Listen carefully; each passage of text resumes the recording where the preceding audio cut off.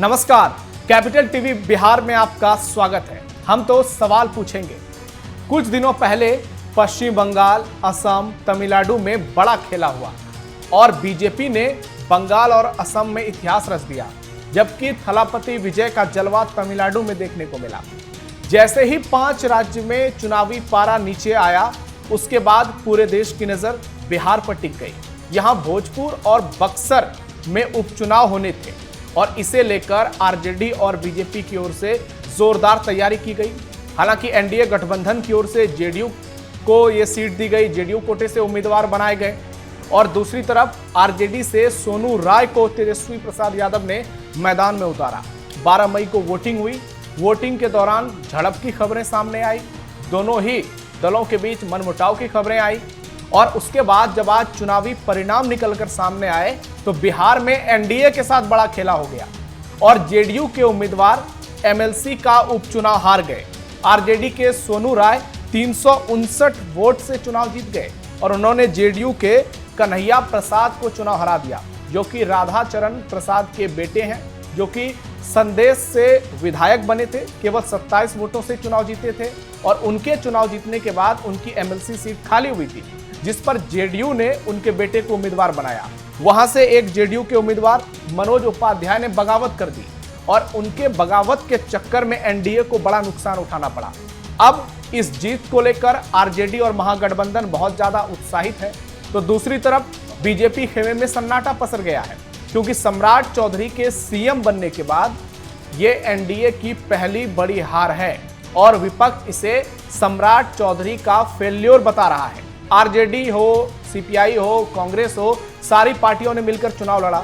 NDA की तरफ से भी पूरी फौज उतारी गई। कई मंत्रियों को, विधायकों को, सांसदों को चुनाव प्रचार की जिम्मेदारी दी गई, लेकिन आखिरकार आरजेडी ने चुनाव जीत लिया। और अब सवाल ये उठने लगे कि नीतीश कुमार ने जैसे ही जेडीयू से और सरकार से अपनी थोड़ी कमान ढीली की, उसके बाद बिहार में बहुत बड़ा उलटफेर हो गया। अब इसे लेकर तेजस्वी यादव का बयान सामने आया है। उन्होंने कहा है कि यह एक बड़ी जीत है।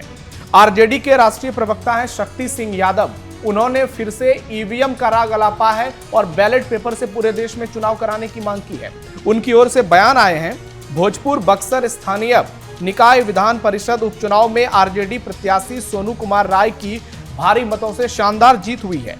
2020 के विधानसभा चुनाव में यहां बैलेट से गिनती हुई थी, वहां आरजेडी चुनाव जीती थी। हमने शुरू से कहा है कि चुनाव आयोग बिहार ही नहीं देश भर में मशीनरी मैनेजमेंट अपना रहा है और वो पूरी तरह से अलोकतांत्रिक है। आरा बक्सर एमएलसी उपचुनाव में इस जीत ने एक बार फिर साबित कर दिया है कि मशीनरी मैनेजमेंट लोकतंत्र के लिए खतरा है। जहां ईवीएम और मशीन से खेल नहीं चलता, वहां सिर्फ और सिर्फ जनता का फैसला और आरजेडी की जीत होती है। तो आरजेडी की ओर से बहुत बड़ा आरोप लगाया गया है। मंगनी लाल मंडल जो प्रदेश अध्यक्ष हैं, उन्होंने भी कहा है ये लोकतंत्र की जीत है, तेजस्वी यादव की जीत है। एजाज अहमद ने कहा है कि जनता ने तेजस्वी यादव के भरोसे के प्रति मुहर लगाई है। ऐसे में बहुत सारे सवाल उठ रहे हैं। तो आज जो सीधा सवाल है, जो सबसे बड़ा सवाल है, वो सवाल यही है, भोजपुर बक्सर उपचुनाव में आरजेडी की जीत, नीतीश के जाते बिहार में जेडीयू चारों खाने चित और पहली परीक्षा में सीएम सम्राट फेल, क्या महागठबंधन में होगा मेल? आज इसी मुद्दा पर चर्चा करेंगे। मेरे साथ दो बेहद खास मेहमान हैं। डॉक्टर अरुणेश द्विवेदी जी हैं, वरिष्ठ पत्रकार, और माधव चौधरी जी भारतीय जनता पार्टी से हैं। तो सबसे पहला सवाल माधव जी आपसे ही है कि बंगाल में आप लोगों ने खेला किया, असम में खेला किया, बिहार में क्या हो गया? कैसे इतनी बड़ी हार मिल गई? सारा तंत्र, सारा सिस्टम, सारा मैनेजमेंट आपका था। जी नमस्कार। खेला हम लोग नहीं किए, खेला बंगाल के आम मतदाताओं ने किया। वो त्रस्त मतदाता जो टीएमसी के शासन में प्रताड़ित था, टीएमसी के अत्याचार के खिलाफ वो निर्णय है और जो एक युगांतकारी काम हुआ है राष्ट्रीय रक्षा के लिए, राष्ट्रीय सुरक्षा के मुद्दों के लिए काफी जरूरी था यह मैंडेट जो आया है वहां पर में। अब रही बात तेजस्वी जी को है क्या कि वो मतलब अच्छा जा उनके पक्ष में यदि चुनाव आ गया तो सब कुछ ठीक है, और यदि ये गड़बड़ हो गया, उनके अगेंस्ट में जनता ने निर्णय दे दिया, तो उनकी मतलब सिस्टम पे प्रश्न उठाना ये विपक्ष की दोगलापन है। वहां हमारी हार हुई है, चुनाव में जो हार हुई है इसकी एनडीए समीक्षा करेगी। आपने ही बताया कि एक बागी आ गया था जिस कारण से ऐसा हुआ है, तो पुनः हम उसको समेट करके आगामी चुनाव में उसको सुधार लिया जाएगा। लेकिन लेकिन इसके बागी को लिए माधव विपक्ष जी, के लोगों को खुश होने की जरूरत नहीं है। आपने बागी की बात की, बागी जेडीयू के ही थे, उनके बारे में सबसे ज्यादा चर्चा चल रही थी कि उनको उम्मीदवार बनाया जाए, लेकिन आप लोग तो तेजस्वी यादव पर परिवारवाद का आरोप लगाते हैं और राधाचरण जो कि जेडीयू के विधायक हैं, उनके बेटे के टिकट के चक्कर में मनोज उपाध्याय का टिकट काट दिया गया और अब आप लोग कह रहे हैं कि उन्होंने बगावत कर दी थी। नहीं, देखिए, आपको बता रहे हैं कि परिवारवाद की एक परिभाषा होनी चाहिए। परिवारवाद का मतलब ये होता है कि मेरे पास डिसीजन मेकर उस राजनीतिक दल का मेरा उत्तराधिकारी होगा, मेरे परिजन, तब परिवारवाद है। कोई एक मुख्यमंत्री के घर में पैदा लिया, इसका मतलब कि उसको राजनीति करने का अधिकार नहीं है, ऐसा नहीं होना चाहिए। हाँ, वो नागरिक है, वो डिजर्व करता है तो उसको अवसर मिले, डिजर्व नहीं करता है तो उसको अवसर ना मिले। कोई परिवारवाद का विषय वहां नहीं था। वहां विषय है, हम जो लड़ाई लड़ी गई है वहां पर में मामूली अंतर, 200-300 वोट का अंतर है, मामूली अंतर है। 369 और ये वोट। आम मतदाता का प्रतिनिधित्व नहीं है। वो तो चुनाव, पंचायत चुनाव भी नजदीक है, कुछ और इशू वहां लोकल हो सकता है, तो जो होगी वो है। इसके लिए विपक्ष के लोगों को खुश ना हो। बिहार की जनता एनडीए के साथ है, माननीय नरेंद्र मोदी में उनकी आस्था है, भाजपा जदयू गठबंधन के साथ है, और ठीक इस है। पर में कोई मतलब इस तरह का जो विषय आ रहा है, ऐसा कुछ विषय नहीं है। ठीक है, ठीक है। अरुणेश जी, आप इसको कैसे देखते हैं? कहा यह भी जा रहा है कि सम्राट चौधरी सीएम बने और उसके बाद बड़ी जिम्मेदारी थी, वो सम्राट चौधरी के रहते बीजेपी और जेडीयू गठबंधन ये चुनाव हार गई, जबकि बीजेपी ने पूरी ताकत झोंक दी थी एक एमएलसी उपचुनाव के लिए, जहां पर आम लोगों को वोट भी नहीं डालना था। सारे मुखिया जो जनप्रतिनिधि हैं, जिला परिषद सदस्य हैं, वो लोग वोट डाल रहे थे और वहां पर बीजेपी के मंत्री विधायक प्रचार कर रहे थे। उसके बावजूद इतनी बड़ी हार को आप कैसे देखते हैं? देखिए, पहली बात, ये जो एमएलसी का चुनाव है, ये कोई बहुत बड़ा चुनाव नहीं होता है जिस तरह से लोकसभा के चुनाव होते हैं या राज्यों की विधानसभा के चुनाव होते हैं। लेकिन हाँ, ये बात सच है कि सम्राट चौधरी के मुख्यमंत्री बनने के बाद उम्मीद यही लगाई जा रही थी कि चाहे वो एमएलसी का चुनाव हो या ग्राम सभा के जो ग्राम प्रधानी के चुनाव हो, मतलब किसी भी तरह का कोई भी उस राज्य में चुनाव हो, और उस राज्य के मुखिया सम्राट चौधरी हैं, जो कि पहली बार बीजेपी की तरफ से वहां मुख्यमंत्री बने हैं, तो सबको उम्मीद यही रहती है, बीजेपी को भी यही लगा होगा कि ये तो हम जीत ही जाएंगे। हालांकि बीजेपी ने पूरी ताकत लगाई वहां पर, एनडीए ने पूरी ताकत लगाई, लेकिन सवाल ये है कि कहीं ना कहीं कुछ ना कुछ कमी रह गई होगी, तभी तो वहाँ के जिला प्रतिनिधि जो भी उस चुनाव में शामिल होते हैं, वोट देते हैं, उन्होंने उनको वोट नहीं दिया और वो हार गए। तो मुझे लगता है कि बीजेपी के लिए, खास तौर पर सम्राट चौधरी के लिए, ये एक निराशाजनक फैसला है या निराशाजनक खबर है। मैं ये इसको इस तरह से देखता हूँ, क्योंकि कहीं ना कहीं सम्राट चौधरी को इस बारे में जब खबर लगी होगी कि हम चुनाव हार गए हैं, तो उनको निराशा हुई होगी और मुझे लगता है वो इसका आत्ममंथन करेंगे कि कहाँ गड़बड़ी रह गई, कहाँ क्या कमी रह गई। वहीं दूसरी तरफ अगर जो आरजेडी चुनाव जीती है, उनके लिए ये संजीवनी बूटी है। हालांकि फिर मैं कहूंगा कि ये कोई बहुत बड़ा चुनाव नहीं था, ये इसका कोई बहुत बड़ा वहाँ की जो क्षेत्रीय राजनीति है, राज्य स्तर की राजनीति है, उस पर कोई खास प्रभाव नहीं पड़ेगा। जो राष्ट्रीय राजनीति है उस पर भी कुछ बिल्कुल भी प्रभाव नहीं पड़ेगा। लेकिन राष्ट्रीय जनता दल के लिए, तेजस्वी यादव के लिए खास तौर पर ये संजीवनी बूटी का काम करेगा, क्योंकि जिस तरीके से बिहार में विधानसभा चुनाव अभी कुछ समय पहले हुए थे, बिल्कुल ना तो जो है तेजस्वी यादव ने उम्मीद की थी, ना तो उनके पिताजी लालू यादव ने उम्मीद की थी कितनी बुरी तरह से हार हुई होगी। ऊपर से वहां पर एक नई पार्टी भी थी जो पहले चुनाव विश्लेषक का काम करते थे, और कहीं ना कहीं ये मुझे लगता है कि नीतीश कुमार के लिए भी, उनकी पार्टी के लिए भी एक सोचने का वक्त आ गया है कि क्या नीतीश कुमार के बिहार छोड़ते ही वो दिल्ली में राज्यसभा में चले गए, तो उसके बाद उसका क्या ये असर है कि वहां पर जो है बीजेपी हो या जो इनकी गठबंधन के नेता है बीजेपी के और उनके नीतीश कुमार के पार्टी के, उनके नेता चुनाव हार रहे हैं। एमएलसी जैसा बताओ चुनाव, छोटा-मोटा चुनाव भी हार रहे हैं। तो मुझे लगता है कि इसमें नीतीश कुमार की पार्टी को भी थोड़ा-सा आत्ममंथन करना होगा, क्योंकि जो नीतीश कुमार का जादू वहाँ पर पहले चलता था, क्या अब भविष्य में जितने भी चुनाव होंगे, क्या वहाँ पर अब उनका वो जादू बरकरार रहेगा? जैसे कि हम लोग आप ही के शो में कई बार डिबेट कर रहे थे कि नीतीश कुमार की जो आने वाली पीढ़ी है, यानी उनके पुत्र को डिप्टी सीएम बनाया जाएगा, लेकिन कहीं कुछ नहीं हुआ, या उनको कोई बहुत बड़ा मंत्रालय दिया जाएगा, जैसे गृह मंत्रालय या वित्त मंत्रालय, ऐसा भी कहीं कुछ नहीं हुआ। तो क्या उनके पुत्र जो है वो नहीं संभाल पा रहे हैं या नहीं संभाल पाएंगे? तो मुझे लगता है कि कहीं ना कहीं नीतीश कुमार को भी चिंतन करना पड़ेगा, उनकी पार्टी को भी देखना पड़ेगा कि आने वाले समय में बिहार में उनकी पार्टी का जनाधार कम न हो पाए और वो चुनाव हारे नहीं बल्कि जीते। ठीक है सर, मेरे आपने दो सवाल जो मैं करने वाला था, आपने दोनों का जवाब दे दिया पहले कि ये तेजस्वी यादव के लिए बूस्टर डोज का काम करेगा और नीतीश कुमार थोड़ा कम सक्रिय नजर आए तो उसका खामियाजा जेडीयू को इतने बड़े पैमाने पर भुगतना पड़ा। माधव जी, आपसे सीधा सवाल ये है, क्या बीजेपी और जेडीयू के बीच सब कुछ ठीक है? क्योंकि सोशल मीडिया पर मैं देख रहा हूं बहुत लोग लिख रहे हैं कि बीजेपी वालों ने जानबूझकर जेडीयू को हरा दिया, वो नीतीश कुमार को मैसेज देना चाहते हैं कि बीजेपी ही बिहार में मजबूत है, अगर जेडीयू को मौका मिलेगा तो फिर मामला फंस सकता है। ना, ऐसा कुछ नहीं है। दोनों ही दल, दोनों ही दल नहीं, हमारा पांचों दल, कुशवाहा जी की पार्टी, जीतन राम मांझी जी की पार्टी, चिराग पासवान जी की पार्टी और नीतीश कुमार की पार्टी के साथ भाजपा के का जो एनडीए है एकजुट है, पूरा एकजुट होकर के काम कर रहा है। एनडीए बिहार में, एनडीए का उद्देश्य ही है बिहार का हित, और वो जो भ्रष्ट ताकतें हैं उनको सत्ता से दूर रखना।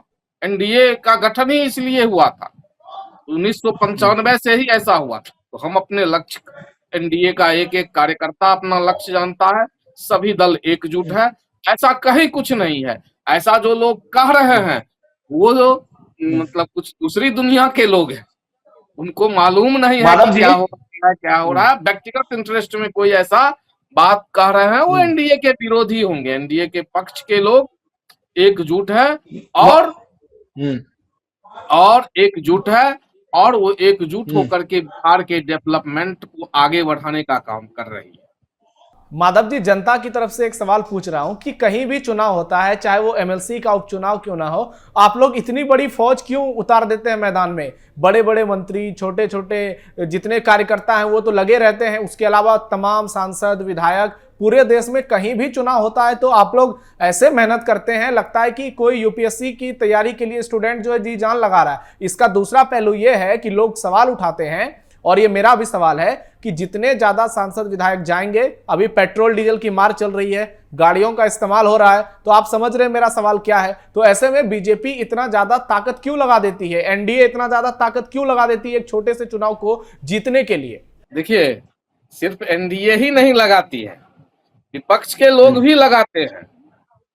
अब दिखते हम ज्यादा है, नजर हम ज्यादा आते हैं, हमारा व्यवस्थित कार्यक्रम रहता है, उनका गुंडागर्दी का कार्यक्रम रहता है। अभी बंगाल के चुनाव में हम लोगों का कार्यक्रम व्यवस्थित था, योजनाबद्ध था, और उनके गुंडे काम कर रहे थे, आईडी कार्ड वोटर्स के छीन रहे थे, विभिन्न इस तरह से काम होता था, इसलिए वो नजर नहीं आता है। लेकिन हमसे ज्यादा ताकत वो लगाते हैं, और भारतीय जनता पार्टी का जो मतलब संगठन है, वो संगठन आधारित पार्टी है, इसलिए हम दिखते ज्यादा। 22 राज्यों में आपकी सरकार है, और दिल्ली में जब चुनाव होता है तो सारे प्रदेश के मुख्यमंत्री, सारे मंत्री इतनी ताकत लगा देते हैं आप लोग। चलिए, ये तो ठीक है कि बहुत मेहनती पार्टी है, लेकिन विपक्ष के पास है क्या? इसलिए विपक्ष आप पर आरोप लगा रहा है कि जैसे ईवीएम से चुनाव होता है बीजेपी जीत जाती है, और जैसे ही बैलेट पेपर से चुनाव होता है बीजेपी हार जाती है, और अभी एमएलसी उपचुनाव का उदाहरण दिया जा रहा है। शॉर्ट में जवाब दीजिएगा। अब जब विपक्ष के लोग, तमिलनाडु में भी ईवीएम पे चुनाव हुआ है, कहाँ कोई टिप्पणी हुआ है, पाला बदल के कांग्रेस शामिल हो गया है सरकार में। लेकिन केरल में भी चुनाव हुआ है, ईवीएम पे में कोई तोहमत नहीं है।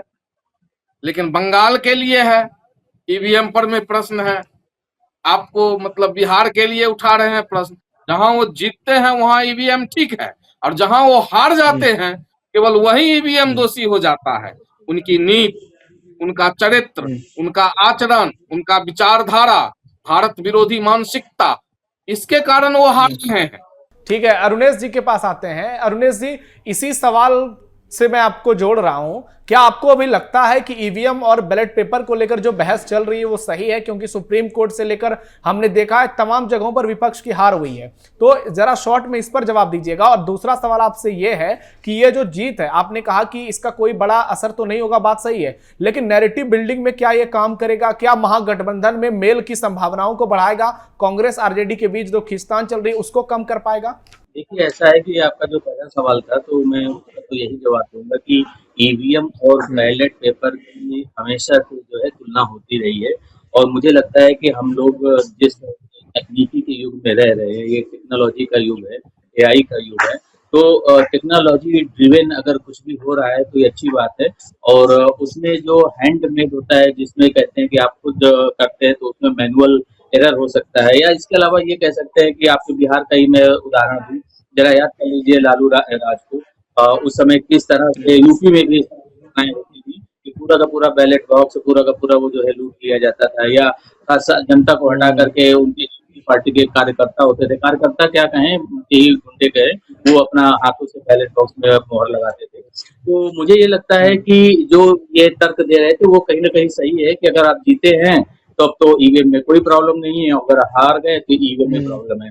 और दूसरा पक्ष में इसका ये बता दूं आपको कि जब ईवीएम पे जब जब सवाल उठे हैं तो इलेक्शन कमीशन ऑफ इंडिया की तरफ से हमेशा सभी राजनीतिक दलों को ये कहा गया है कि आप आइए ईवीएम को हैक करके दिखाइए, या ईवीएम में अगर कुछ भी कमी है या कुछ भी उसमें छेड़खानी हो सकती है तो आप आके क्यों नहीं दिखाते हैं। बाकायदा एक ओपन इन्विटेशन दिया गया था, कुछ समय पहले की बात है, और किसी भी राजनीतिक दल के प्रतिनिधि ने वहां पर जाके कुछ नहीं किया है। तो मुझे नहीं लगता है कि ईवीएम में छेड़खानी संभव है और ईवीएम से ही चुनाव होने चाहिए। दूसरा सवाल जो आपका था कि इसका किस तरीके से जो है नैरेटिव बिल्ड हो रहा है, तो हाँ, ये बात सच है कि कहीं ना कहीं बीजेपी के खेमे में, एनडीए के खेमे में इस चुनाव के परिणाम से निराशा आई होगी। और मुझे लगता है कि हो सकता है कि जो बीजेपी का हाई कमान है, क्योंकि बीजेपी की आदत हारने की अब पड़ी ही नहीं है, बीजेपी की आदत क्या, मैं तो ये कहूंगा कि लत पड़ गई है जीतने की। और ये अच्छी बात है। अभी आप कह रहे थे कि इतनी ज्यादा की तैयारी क्यों करती है, क्योंकि बीजेपी किसी चुनाव को छोटा दरअसल मानती ही नहीं है, चाहे वो एमएलसी का चुनाव हो, चाहे वो जो है एमपी और एमएलए का चुनाव, हर चुनाव में वो जी तोड़ मेहनत करते हैं, और करना भी चाहिए, कोई बुराई नहीं है। अपने मंत्री और अपने विधायक और जो भी सांसद है उन सबको चुनाव में लगाना चाहिए, और वो लगाते भी हैं। उसका असर आपने देखा कि पहली बार बंगाल में, पश्चिम बंगाल में सरकार बनी, ये बहुत बड़ी ऐतिहासिक उपलब्धि है। लेकिन ये कांटों भरा ताज है शुभेंदु अधिकारी के पास, क्योंकि अब उनको पश्चिम बंगाल की दशा और दिशा दोनों सुधारनी है। खैर वो एक अलग विषय है, लेकिन मैं आपको इतना ही कहूंगा कि सेट जरूर हुआ है बिहार में, और आने वाले जो चुनाव होंगे किसी भी तरह का कोई भी बिहार में, चाहे छोटा चुनाव हो या बड़ा चुनाव हो, उसमें कहीं ना कहीं बीजेपी और एनडीए की अधिकता रहेगी। और दूसरी तरफ थोड़ा सा उत्साह बढ़ा है आरजेडी का, तेजस्वी यादव का, तो मुझे लगता है अब वो अपना उत्साह और बढ़ाएंगे और ज्यादा मेहनत से आने वाले चुनाव को लड़ेंगे। और वहीं पर जो है, जो आपका सवाल था, सबसे बड़ा मुझे ये नाव लग रहा है कि जो नीतीश कुमार की पार्टी है जेडीयू, उसका बिहार में क्या भविष्य है। क्या बीजेपी बड़ी पार्टी है तो कहीं उसका हश्र भी तो वैसे नहीं होगा जैसे महाराष्ट्र में शिवसेना का हुआ, या जैसे अकाली दल का जो है यहाँ पंजाब और हरियाणा वगैरह में हुआ। क्योंकि बीजेपी में ये भी एक कहते हैं दोष है कि वो इतनी बड़ी मछली है कि वो छोटी छोटी जो राज्य स्तरीय पार्टियां हैं उनको खा जाती है। ये बहुत इंपॉर्टेंट आपने बात कही है, इस पे मैं अगले दिन डिबेट करूंगा। माधव जी, एक लाइन में क्लोजिंग कमेंट दीजिएगा कि बीजेपी बड़ी मछली है, छोटी मछलियों को खा जाती है। नहीं, भारतीय जनता पार्टी अपने सहयोगियों को ससम्मान साथ लेकर के चलती है, और ऐसा कोई एग्जाम्पल हमारे गठबंधन के साथियों के साथ नहीं है। आप मतलब जहां तक मतलब यूपी की बात करें, यूपी में आज भी अपना दल हमारे साथ है, राजभर जी की पार्टी हमारे साथ है, और निषाद जी की पार्टी हमारे साथ है। सबका स्वतंत्र अस्तित्व है, उनके गठबंधन में हम ठीक है माधव जी, ओके, हम जिनके खिलाफ लड़े, तो बीजेडी के खिलाफ हम लड़े, वो तो हमारे गठबंधन में नहीं थे। ठीक है माधव जी, समय खत्म हो रहा है। अगले दिन फिर इस मुद्दे को आगे बढ़ाएंगे। आप लोगों ने बेबाकी से अपनी राय रखी है और बहुत ही दमदार विश्लेषण हुआ है आज के मुद्दे पर, तो आप दोनों हमारे साथ जुड़े, इसके लिए आप दोनों का बहुत बहुत धन्यवाद। अब देखना यह होगा कि भोजपुर बक्सर उपचुनाव में जो आरजेडी को जीत मिली है और ये बड़ी जीत है, इसका असर कितने बड़े पैमाने पर होता है? तेजस्वी यादव की क्या वापसी हो सकती है? और सम्राट चौधरी के सामने चुनौतियां कितनी बढ़ती है? क्योंकि सीएम बनने के बाद पहला दांव सम्राट चौधरी हार गए, ऐसा आरजेडी और कांग्रेस पार्टी कह रही है। तो आपकी राय क्या है? अब आप क्या सोचते हैं? डिबेट में अपना सवाल भी जरूर रखिएगा और अपनी राय भी जरूर बताइएगा। हमारे प्रोग्राम को ज्यादा से ज्यादा लाइक शेयर कीजिए। फिलहाल के लिए हम तो सवाल पूछेंगे में इतना ही। धन्यवाद।